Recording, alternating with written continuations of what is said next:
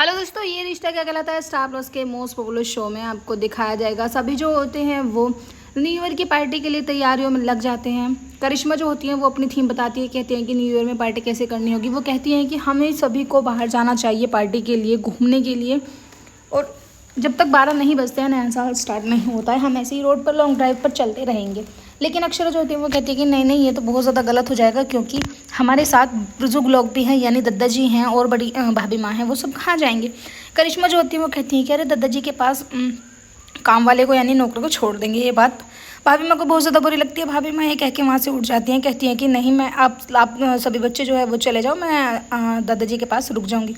करिश्मा जो होती है उन्हें ये बात फील होती है कि भाभी माँ को ये बुरा लगा और अब उनसे माफ़ी मांगनी होगी। वो भाभी माँ से माफ़ी नहीं मांगती हैं, वो पहले अक्षरा से माफ़ी मांग लेती हैं। कहती हैं कि दीदी प्लीज़ मुझे माफ़ कर दो ना, मुझे भाभी माँ से ऐसे बात नहीं करनी चाहिए थी, मुझे पता है कि उन्हें बुरा लगा है, लेकिन मैंने उस वे में नहीं कहा था।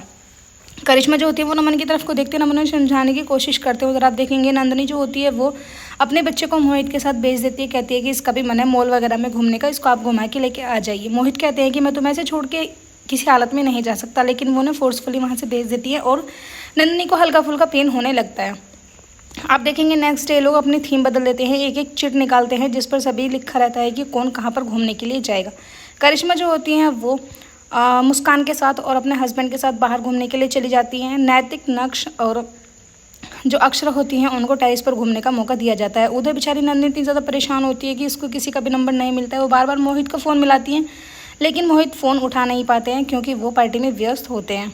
नमन और करिश्मा जो होते हैं वो तैयार होकर वहाँ से निकल जाते हैं, क्योंकि सभी को अपनी अपनी थीम जो है वो बहुत ज़्यादा पसंद आती है। इसमें किसी के लिए ऐसे कोई बाउंडेशन नहीं है कि किसी को हमारे साथ ही पार्टी करनी है। जो जिसकी चुट में आता रहता है वो वहीं पर जाने के लिए तैयार हो जाते हैं। भाभी माँ जो होती है उनके साथ ये आता है कि उनको हिंदी फिल्म देखनी होगी बैठकर सभी के साथ, यानी जो उनके साथ बैठना चाहेगा वो बैठ जाएगा। भाभी माँ जो होती है वो कहती है कि मैं तो यही चाहती थी कि मैं हिंदी फिल्म देखूँ अपने ही घर में रहकर।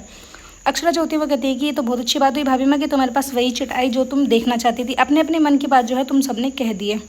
लेकिन उधर नंदिनी जो होती है उसे घबराहट हो जाती है कि अभी तो उसका 8वां महीना चल रहा है, उसको इतना पेन हो रहा है, अगर बच्चे ने जन्म दे दिया तो बहुत ज़्यादा प्रॉब्लम हो जाएगी।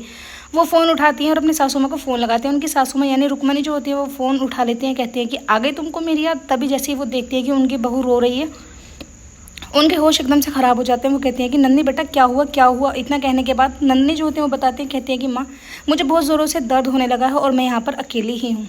उधर सभी लोग जो होते हैं वो सोने के लिए जा रहे होते हैं, कुछ लोग पार्टी में चले जाते हैं कि तभी अक्षरा जो होती हैं वो घबरा कर फ़ोन उठाती हैं और कहने लगते हैं कि अरे अभी से कैसे दर्द हो रहा है, और वो सभी परिवार वालों को बुला लेते हैं। जितने लोग वहाँ पर होते हैं सभी आ जाते हैं। भाभी माँ जो होती है वो घबरा जाती हैं, कहती हैं कि हाय मेरी बच्ची का क्या होगा, कहीं जच्चा बच्चा दोनों किसी खतरे में तो नहीं है। अक्षरा जो होती है उन्हें समझाते हुए चले जाते हैं, कहती है कि भाभी माँ आप पहले तो परेशान मत होइए, ये हॉस्पिटल है और हम यहाँ पर डॉक्टरों से बात कर लेंगे। कि तभी वहाँ पर मोहित जो आ जाते हैं। मोहित को भी फ़ोन कर देते हैं जो नैतिक होते हैं। वहाँ के हॉस्पिटल में सभी से गले मिलते हैं।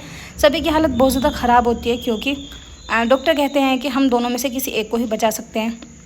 जाहिर सी बात है कि सभी लोग बोलेंगे कि माँ को भी बचना चाहिए। वैसे तो सभी चाहते हैं कि दोनों बच्चे यानी बच्चा और माँ दोनों ही बच्चे, लेकिन जब एक ऑप्शन चुना होता है तो ये लोग नंदिनी को चुनते हैं। अक्षरा जो होती है वो नंदिनी से बात करती हैं, कहती हैं कि डॉक्टर जो है हमारे लिए अच्छा ही करेंगी, और 8वें महीने में बच्चा जीता कैसे। वो कहती हैं कि कोई बात नहीं, उसे मशीन में रख दिया जाएगा। रश्मि जो होती है वो नंदिनी जो होती है वो कहने लगती हैं कि प्लीज़ डॉक्टर कुछ भी करके 1 महीने का टाइम और दे दीजिए ना मेरी बेबी को। डॉक्टर कहते हैं कि अगर ऐसा हमारे हाथ में होता तो हम नहीं करते, क्योंकि हमें भी मजबूरी में ही बच्चे को पैदा करना पड़ रहा है, क्योंकि इसने जो है अपनी जगह छोड़ दी है।